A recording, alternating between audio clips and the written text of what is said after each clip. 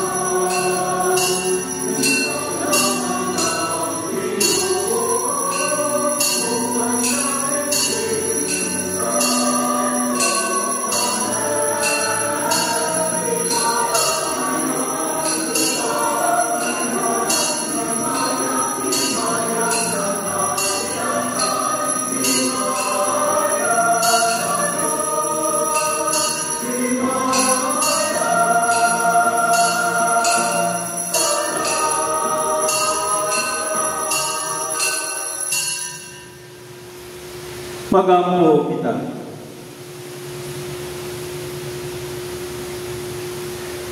O Dios, imong gilig-on ang among pagtuo, pinaagi sa pagmatuod sa mga propeta, diha sa mahimayawong pagkausab sa panagway sa imong buktong anak, o pinaagi niini imo usab nga gipasabot daan sa katingalahang paagi ang among hingpit nga pagkasinagop nga mga anak.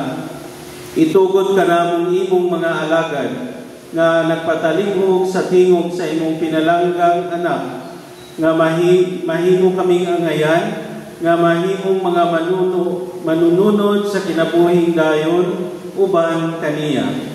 Kini among ipangayo pinaagi ni Kristo among Ginoo.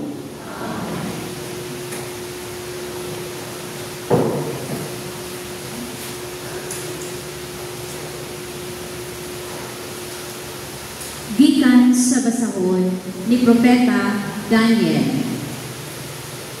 Ug sa pagyahat ni Daniel, may gibutang at trono ug milingkod niini ang walay katapusan.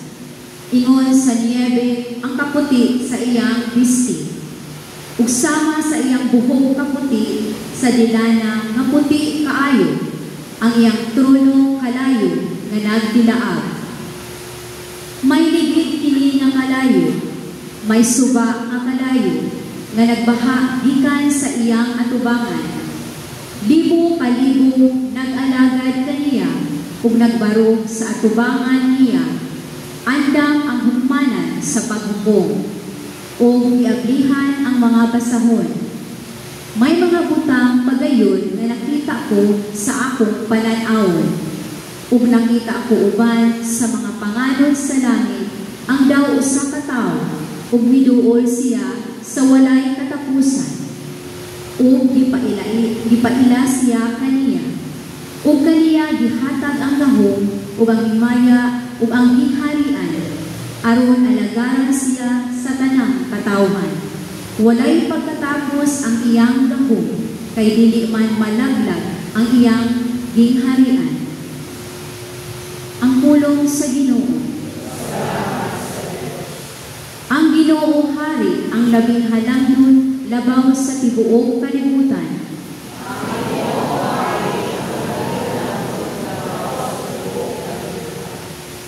Ang Ginoo Hari pasadyaa ang yuta, palipaya ang daghang mga pulo, ang mga panganod, ug kangit-kita nagalibot kaniya. Ang katarong o hukom mao ang gibarugan sa iyang trono.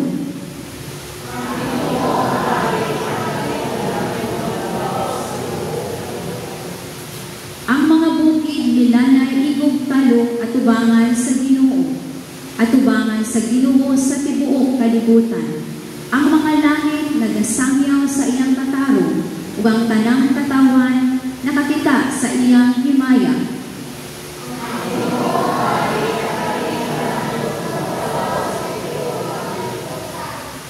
Tungod kay ikaw, o Ginoo, ang labing halangno, labaw sa tibuok kalibutan, gibayaw labaw kaayo sa tanang mga Diyos.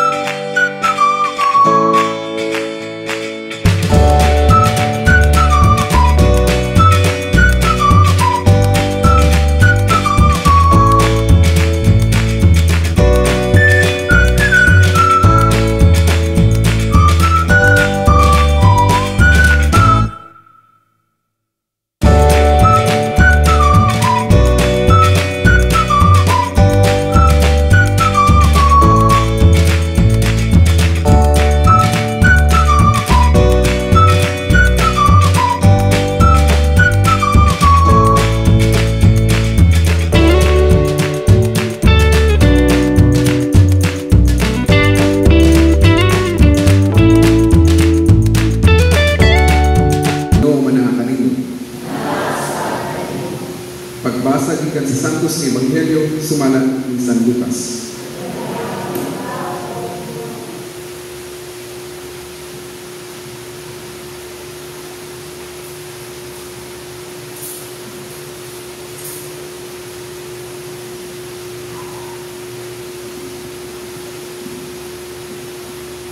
Mga usa ka semana human siya magsulti niining mga butana.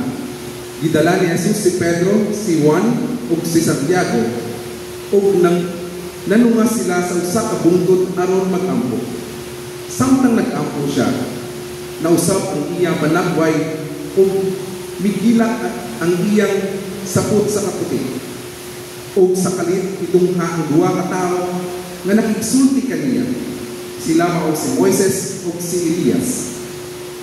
Nga mipakita uban sa langitong himaya ug nakigsulti kang Jesus na tungod sa iyang kamatayon dito sa Jerusalem.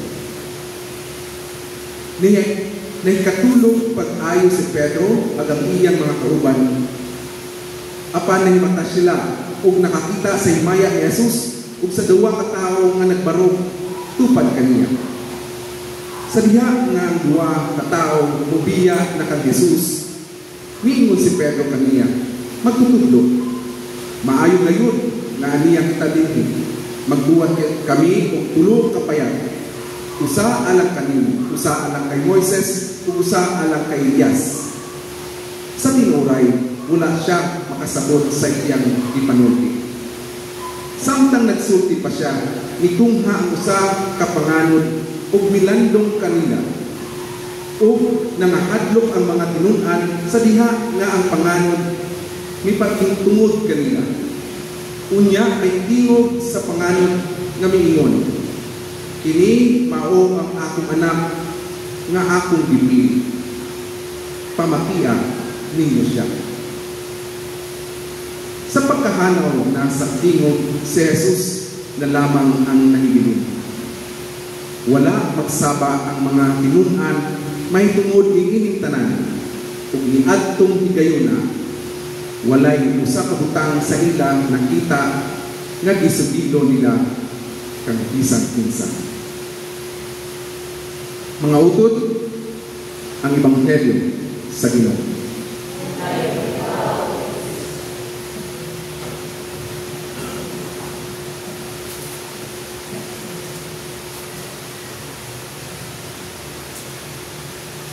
Mga higugma ko nga mga kauturan, mga higala, ang last na nag-humili ko si Cebuano 2009. So, last na assign na ako dito sa Cebu 2006 to 2009. Sukat ato, sukat na ko ka sa Cebuano or Bisaya. So, bear with me kung ang ako ang sahay Cebuano na isagol na Ilonggo. So, Ilonggo ko from Iloilo, from Leon. So, karon atong i-celebrar ang kapastahan sa pagbagko sa nawog o sa mahimayakong panagway sa ating ng Hesus Kristo, Transfiguration. Historically speaking, it was practiced by the Syrian, Byzantine, and Coptic rite. It was only introduced in the Roman setting or in Rome in the year 1457 after the commemoration of the victory of Christians against Muslims in the Serbian territory in the capital called Belgrade in 1456. So later part ng sa history ng Transfiguration celebrar sa ato isip mga gagamit sa Latin Rite, which is the western part of Christian church. It was divided before. The church, the Western church and the Eastern church. The Western church, ang kailahang gigamit na lingwahe ang Latin. Samantalang ang Eastern church, ang ilang lingwahe, Greek. So, it was first introduced in the Greek communities or churches.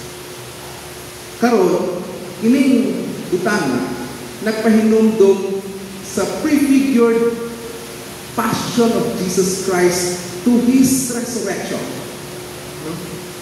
Ang paglantaw sa kinabuhi ni Jesus gikan sa iyang pagpakasakit pakadto sa iyang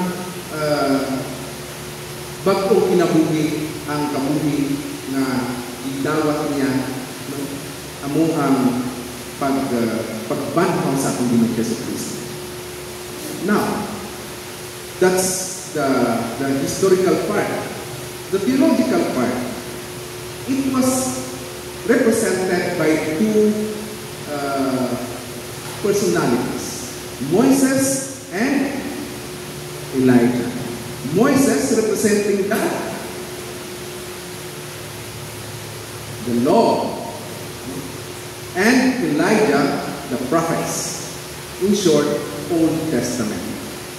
So, both the representation of the Old Testament, wherein Jesus is the fulfillment of the Scripture, the fulfillment of the Old Testament. Since Jesus ay ang iyang kinabuhi dito na sa Bagong Testament, the New Testament. So, siya ang nagpadayon, no? Ang nagtuman sa kinabuhi ni Moises o ni Elijah sa Daang Testamento patulong sa Bagong Testamento. So, transformation, transfigure. Gikan sa kinabuhi nga dawtan, gikan sa kinabuhi nga walay pagtuo sa Dios, patulong sa kinabuhi nga naa ang Dios sa atong kinabuhi. So, para sa ato, the Feast of the Transfiguration is also for us.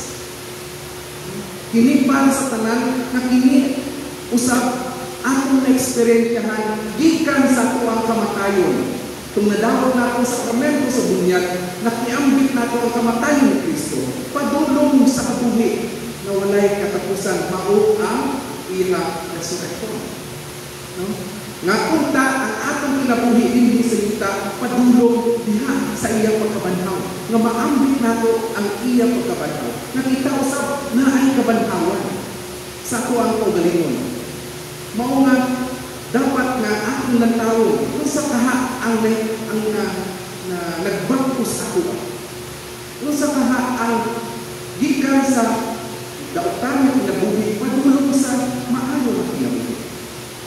Just to put in a concrete example, life, no, one of the realities of life, that life is a fair. Naidato ay adunahan o naibubre, na maayong tao, naidawtang tao. So, dili kita parehas. Dili tanan na ay parehas ang sitwasyon. Pero usahay, no, bisan kung sa nato kahimo o kaayuhan sa ato isuon, since naatay usay sitwaan sa India, nasina, inilogo, nahisa. So, nasina ka sa imuhang sikata. Bisan kung sa man hihimo sa imong sikataw kaayuhan sa imuha, hindi mo makitaan ang kaayuhan kay tungod nasina ka sa iya. Even to the point na wala ka na kakita o kaayuhan sa isa katao tungod sa iya, kay tungod na dato siya, ikaw dili. Kay tungod maayo siya, ikaw dili. Always nagapiti ka sa imong kaugalingon. Ang hatag na solusyon para sa anak ng sitwasyon, just first to recognize the goodness in yourself before recognizing and appreciating the goodness of others. Otherwise, you cannot appreciate the goodness of others kung naatay kasina, naiinggit, naibisa sa atong kaugalingon. We have to remove first kanang sina sa atong kaugalingon before nato ma-appreciate ang kayuhan sa atong sikataw. O dapat nato una nga i-appreciate our own goodness. We start from our own goodness before appreciating others. And then, let that goodness in us be nurtured, be nourished. Nga atong tapanambuon, kining ato naasakuan kung sa naata, dili na magsina nga, kanunay na magsina. And then, what will happen next? Wala nang hitabo kung kanunay na magsina sa kong kaugalingon o magsina sa katao.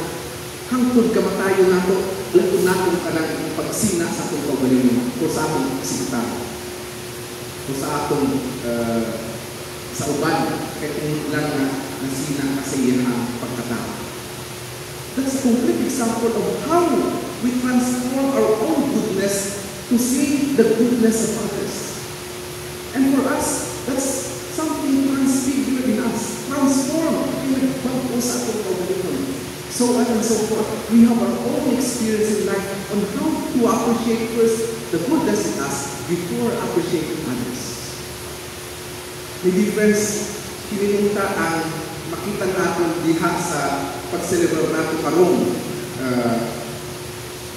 kapistahan, no, sa mahimayawang pagbagto sa dagway sa atong Ginoong Jesucristo. Nakita-unta na ang pagbagto sa atong paglantaw sa atong kaugalingon. O kung makita nato ng naay pagbagto sa atong kaugalingon, sabot na ang Ginoo sa atin. O diha magpadayon kita nga atong sudan ang lakaw sa atong Ginoo. Diha sa pag-ayo o pagbuhat sa mga kayuhan sa adlaw nga tanan. O pag-apresyar sa tanan na ihatag sa Diyos. Grasya o biyaya na ato ang naguman karon sa atong kinabuhi isip Kristiyano.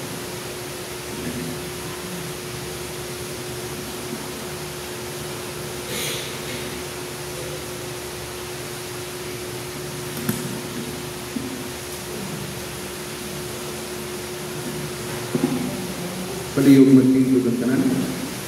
Sa dihang na usab ang Bible ni Jesus, gipadayag sa amahan ang himaya sa iyang anak. Mag-ampo kita sa iyang ngalan ngadto sa amahan diha sa pagmuon. Ginoo, ipadan-at kanamo ang imong gahom ug himaya.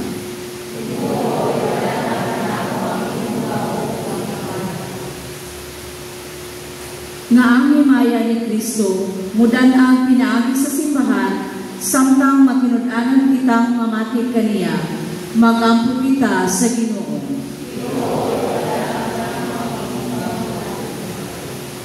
Nga ang hinigumang anak, mangulo sa kanasuran, subay sa mga dalan sa kalinaw o justisya, magampo kita sa Ginoo.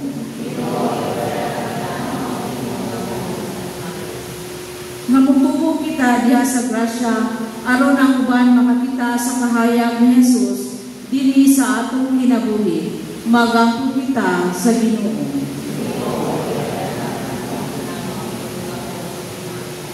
Nga ang katawhan nga nag-antos makalantaw sa ilang kaugmaon diha sa manunubos kansang bayon na usab, magampo kita sa Ginoo.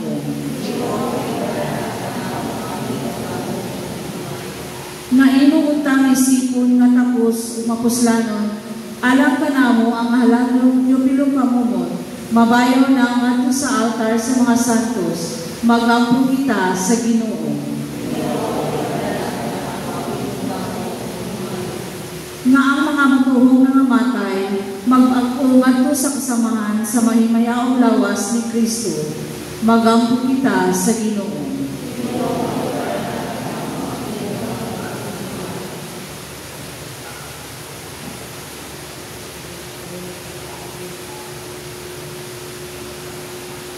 Ginoong Diyos, dawata ang mga pag-ampo ni ining katilingban, nga nagkatigok aron sa pagpamati sa imong mga pulong o sa paghalad sa sakripisyo sa imong anak, na nagapuyong nagahari hangtod sa kahangturan. Amen.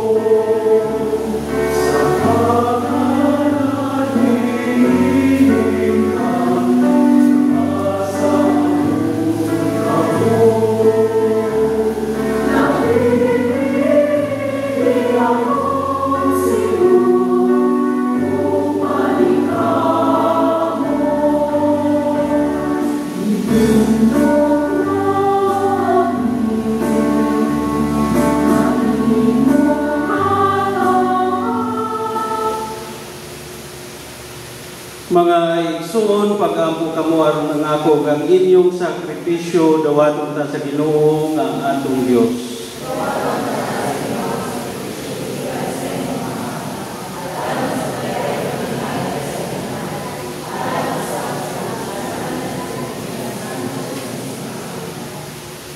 Ginoo, santusa ang mga gasang nagihalad nining mahimayawong pagkausap sa panagway sa imong buktong anak. Hiluy kami sa buling sa among mga sala, pinaagi sa kasilaw sa iyang kahayag. Kini among ipangayo, pinaagi ni Kristo among Ginoo.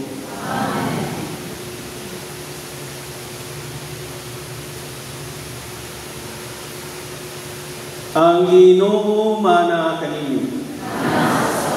Ibayaw ang inyong mga kasing-kasing. Magpasalamat kita sa Ginoo nga atong Dios. Santos nga mahan Dios nga tunhay ug magagahom sa tanan. Angay ug matarong gayud nga magpasalamat kami kanimo kanunay ug sa tanang dapit pinaagi ni Hesukristo among Ginoo.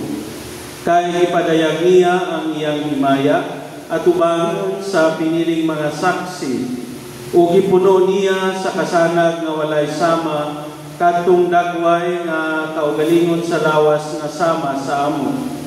Sa ingon gikuha niya ang iskandalo sa krus gikan sa kasing-kasing sa mga tinun-an o gipadayag niya nga pagahimon usab dinhi sa lawas sa tibuok simbahan katong katingalahang himaya diha sa iyang ulo.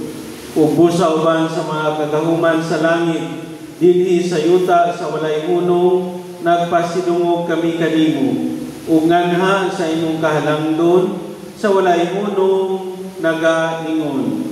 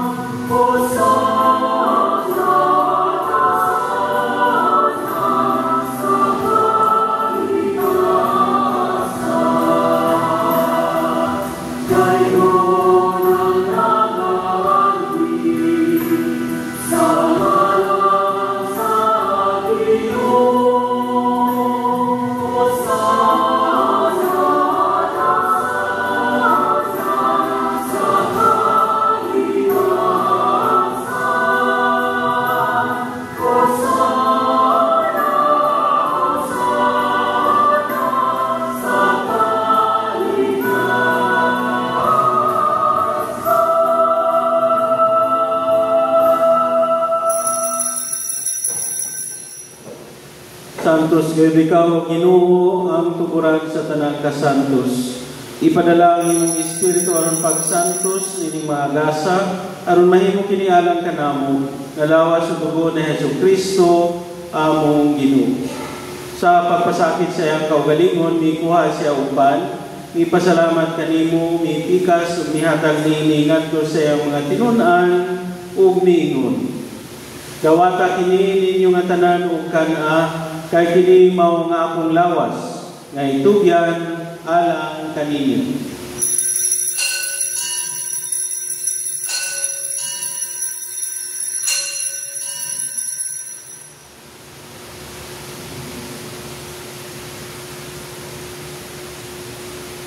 Sa samang paagi tapos ang panihapon mikuha sa sakalis, ipasalamat kanimo pag-usab, mihatag niini ngadto sa iyang mga tinun-an ug miingon. Dawata kini ug Panginoon kamo nga tanan gikan niini, kay kini mao ang kalis sa akong dugo sa bago tunhay nga kasabutan, ang dugo nga iula alang kaninyo ug alang sa tanang mga tao aron ang mga sala mapasaylo. Buhata kini aron paghandom kanako.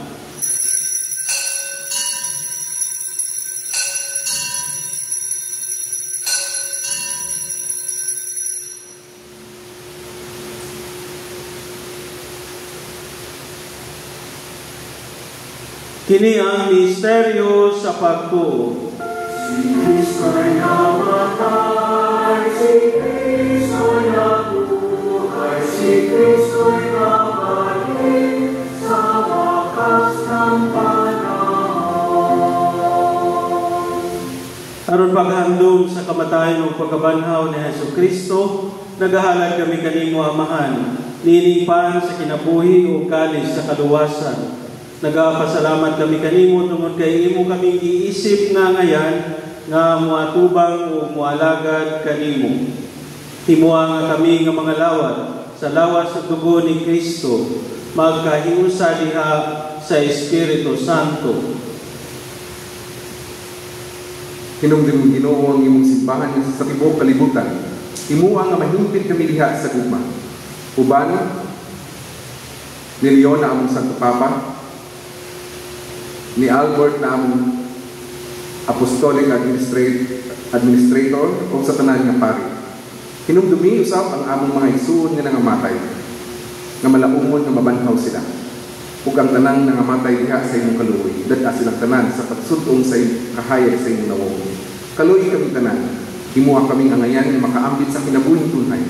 Uban ni Maria, ang inahan nga ulay sa Dios. Uban sa mga apostoles o sa tanan nga mga santos nga nagatuman sa imong kabubuton lakas sa katuigan. Uban kanila, amo ikaw nga daigol o amo ikaw nga himayaw. Pinaagi ni Jesucristo, imong anak. Pinaagi kaniya uban kaniya ug diha kaniya gihatag nga na kanimo makagagahong Amahan, diha sa kahiusa sa Espiritu Santo ang tanang dungog ug himaya hangtod sa kahangturan.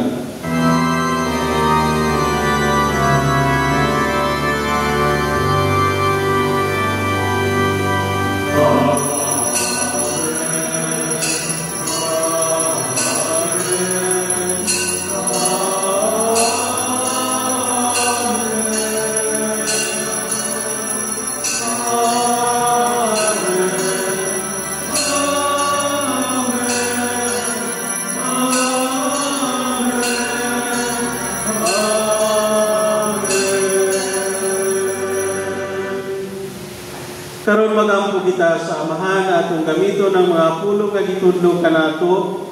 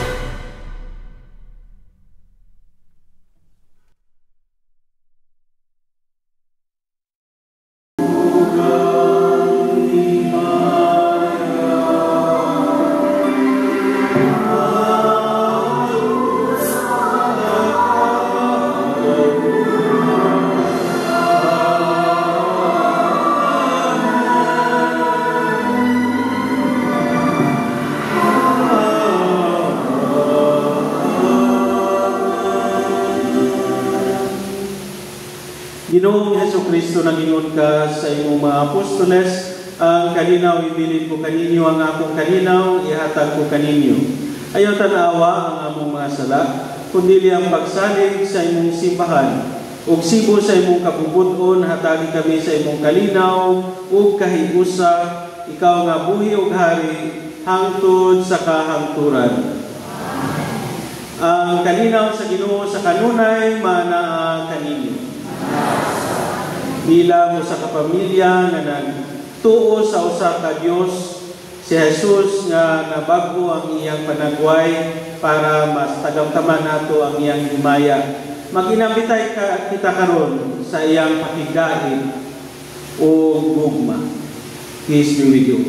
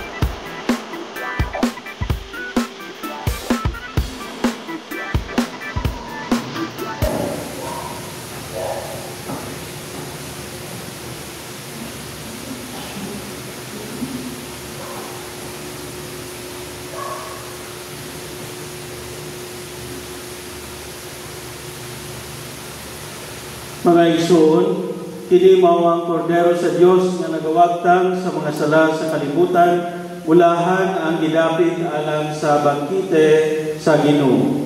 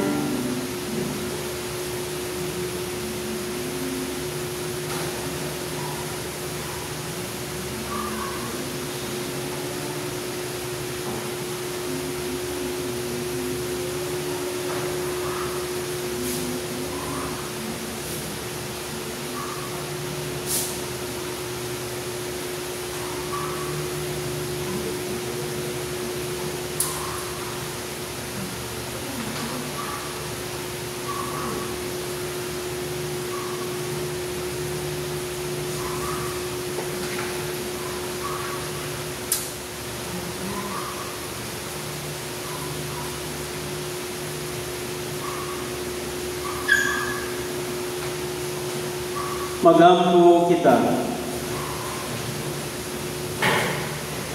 Ginoo ang langit ng kalanuon nga among gikalawat, mag-usap unta kanamo nga sa dagway ni Kristo, kansang kahayag imong ipadayag sa mahimayahong pagkausap sa panagway niya.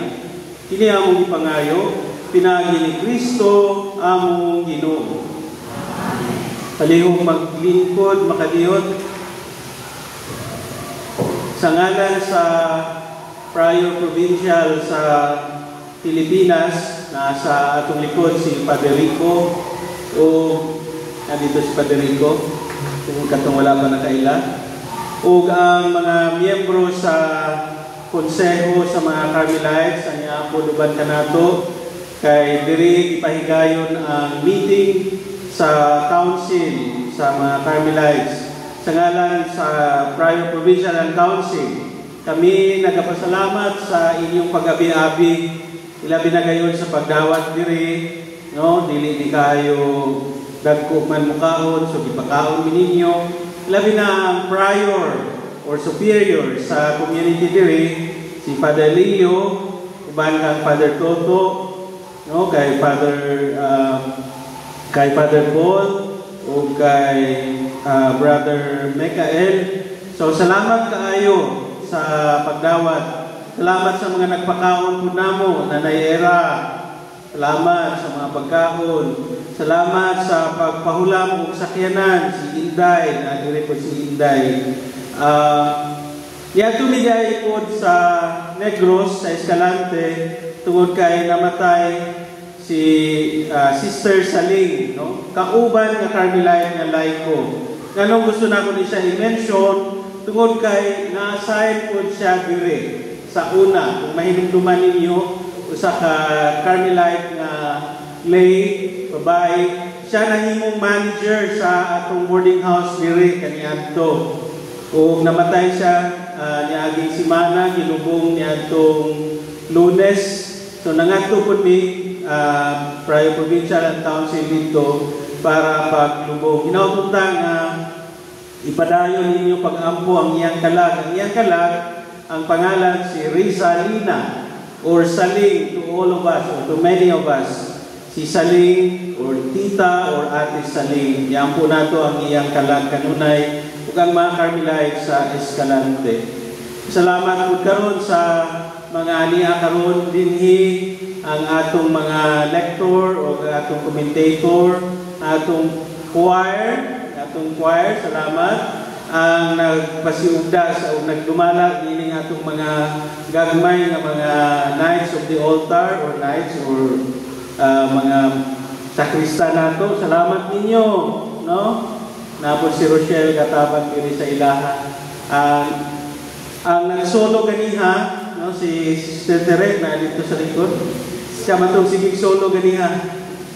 Salamat sa mga third order nga naapod karon diri. Salamat sa atong mga lay Carmelites nga dili gina sila mawala. Adlaw-adlaw na sila diri. Ilang mga naong puro na lang, puro San Alberto na lang. So, salamat kayo. Mga madre natong mga kauban ng mga Carmelites, naapod na sila kanunay diri nato. So miaging mga bulan daghan kay tag mga celebrations dito sa Manila, napod mi celebrations diri, napod mi mga celebrations. So malipayon mi nga nakaagi, nakabisita bisan sa hamubo nga higayon lang. And hopefully napay mga sumusunod.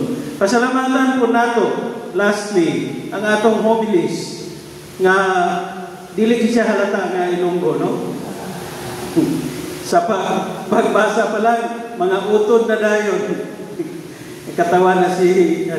So, salamat kayo, Father Red, sa imong humiliya nga naglamdag po sa atong karon diri.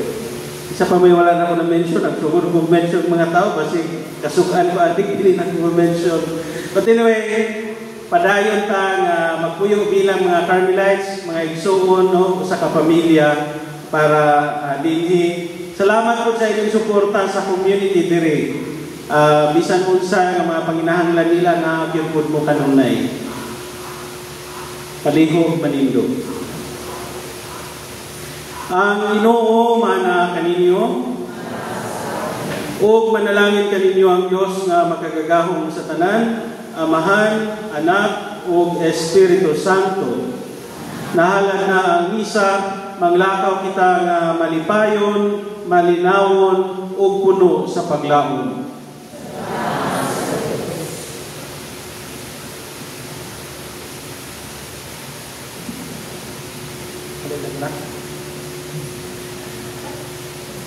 Nawala na itong sulumista na ito.